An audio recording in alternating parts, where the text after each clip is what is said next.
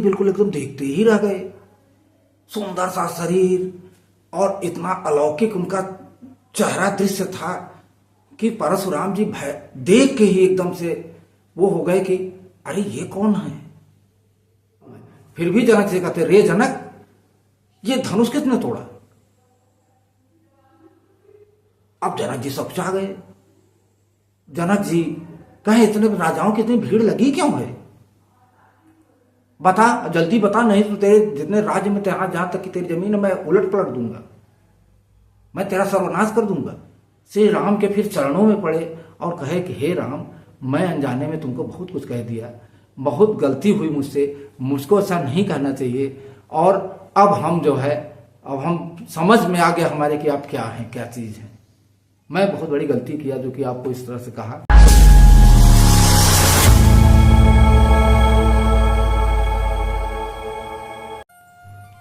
ओम श्री परमात्मने नमः। सभी भक्तों को मेरा नमन स्वीकार हो। आप लोगों के सामने मैं एक आज बहुत ही अद्भुत कहानी लेके आया हूँ, जिसको आप लोग सुनेंगे तो आनंद आ जाएगा। आपकी सारी मन की जितनी मनोदशा स्थितियाँ हैं सब अपने आप जो ठीक हो जाएंगी। उसको सुनिए आप लोग। ये कहानी ऐसे है कि परशुराम जी जब वहाँ आए, धनुष टूट गया था, परशुराम जी जब आए तो उनका क्रोध इतना तेज था, इतना शरीर में इनके क्रोध था कि जब धनुष की आवाज सुने तो समझ गए कि ये वही शंकर जी वाला धनुष जो जनक जी के पास हमने रखवाया था वही टूट गया है। और वो भागे भागे दौड़े हैं, महेंद्र पर्वत से जो है भागे भागे दौड़े दौड़े आए और गोरे शरीर के थे, लाल रंग इस तरह हो गया था कि उनका चेहरा क्रोध से लाल था, आंखें बड़ी बड़ी। और जैसे ही वहां प्रवेश किए वैसे ही जब सब लोग देखे, राजा लोग देखे उनको, जितने वहां राजा बैठे थे, तो सब देख के एक बार डर गए उनको और सब खड़े हो गए अपने वो, और लाइन लगा के खड़े हो गए। परशुराम जी जैसे आए वैसे लाइन से सब लोग अपने अपने पिताजी का नाम बता बता के उनको चरण वंदना करने लगे, प्रणाम करने लगे। सब लोग बारी बारी से करने लगे और सब मारे डर के मारे कांप रहे हैं। सबका धनुष वनुष को कहे कि मारे डर के मारे सोच रहे हैं कहाँ फंस गए, ऐसे में तो हम लोग को भाग जाना चाहिए, ये कहाँ से आ गए, क्योंकि उनसे डरते बहुत थे सब और वो बहुत क्रोधी थे। वो फरसे से काट काट के सब क्षत्रियों को तो और काट काट के बराबर कर देते थे। उसके बाद में विश्वामित्र जी आके मिले, दोनों भाइयों को मिलवाए, प्रणाम कराए और प्रभु रामचंद्र जी को देख के तो परशुराम जी की आंखें फट गई, बिल्कुल एकदम देखते ही रह गए। सुंदर सा शरीर और इतना अलौकिक उनका चेहरा दृश्य था कि परशुराम जी भय देख के ही एकदम से वो हो गए कि अरे ये कौन है। तो विश्वामित्र जी ने फिर बताया उनको कि ये ऐसे ऐसे हैं, लेकिन उनकी जो है वो जितना उस तरह का इनका भगवान का रूप था ना कि परशुराम देख के एकदम से चौंक गए थे। तो विश्वामित्र जी ने बताया, बताने के बाद में फिर इधर देखे तो धनुष टूट रहा था। तो धनुष टूटने के बाद तो फिर वहीं से और गुस्सा हो गए, जानते हुए भी धनुष टूटा है और उनको सब मालूम है, फिर भी जनक से कहते, रे जनक, ये धनुष किसने तोड़ा। अब जनक जी सब चाह गए। जनक जी कहे, इतने राजाओं की इतनी भीड़ लगी क्यों है, बता, जल्दी बता, नहीं तो तेरे जितने राज्य में तेरा जहां तक कि तेरी जमीन है मैं उलट पलट दूंगा, मैं तेरा सर्वनाश कर दूंगा।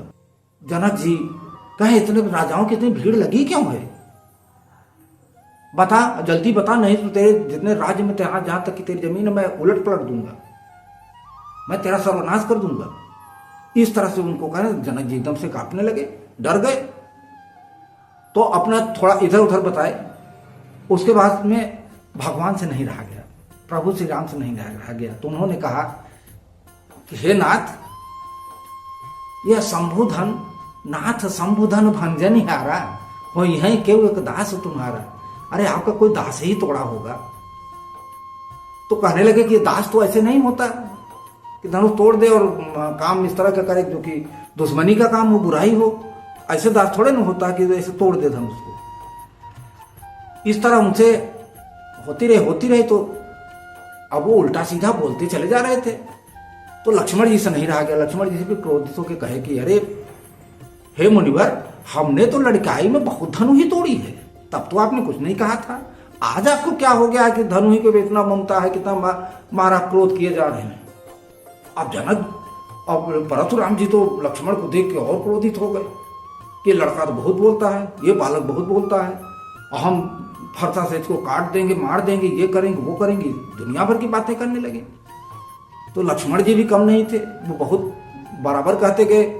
परशुराम जी अपनी तारीफ करते, बड़ाई कर रहे थे, लक्ष्मण जी उनकी वो कर रहे थे कि जो वीर होते हैं अपनी बड़ाई नहीं करते हैं। आप तो ऐसे हैं कि जैसे कि अपने मुंह से अपनी बड़ाई कर रहे हैं तो सब कोई मान लेगा, ऐसे थोड़ा मान लेगा। अब धनुष अगर टूट गया है तो ठीक है, कोई बात नहीं, कोई बहुत बड़ा गुनी बुलाते हैं, जुड़वा देंगे। और क्रोधित हो गए।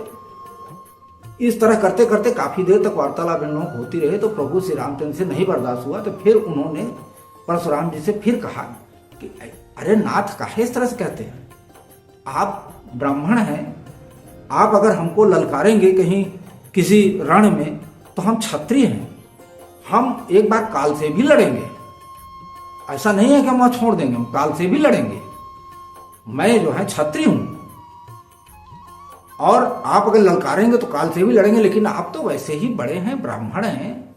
ब्राह्मण की तो पूजा हम लोगों के रघुवंशी में सबसे पहले ब्राह्मणों की ही पूजा की जाती है। और मैं आपसे अगर लड़ूंगा, जीत भी जाऊंगा तो भी ठीक नहीं है, हार भी जाऊंगा तो भी हमारे रघुकुल वंश का जो है अपयश होगा।